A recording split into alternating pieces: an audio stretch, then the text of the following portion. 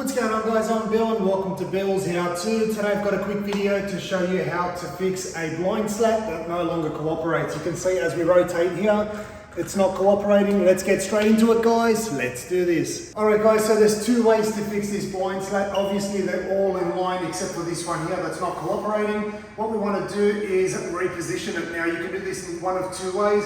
You can manually grab the stem that's up here. You can see there's a little plastic piece up on top that holds your vertical blind slat or the holder in place. You can grab that by hand and rotate that manually. I personally don't like to do it that way. I'll just quickly show you guys how to do it, but I don't like to do it this way and I'll show you why in a second. So just hold on nice and tight.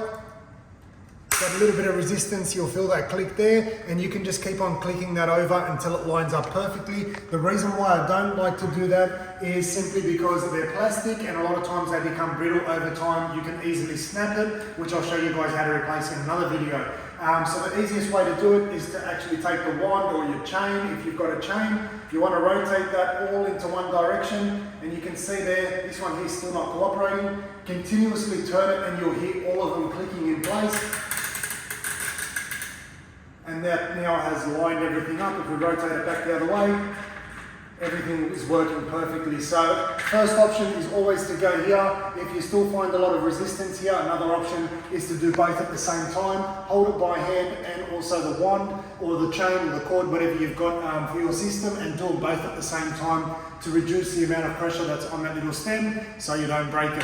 Hopefully you guys have enjoyed the video, you've learned something new. As always guys, like, comment and subscribe. Until next time, I'm Bill. Thanks for watching Bill's How-To.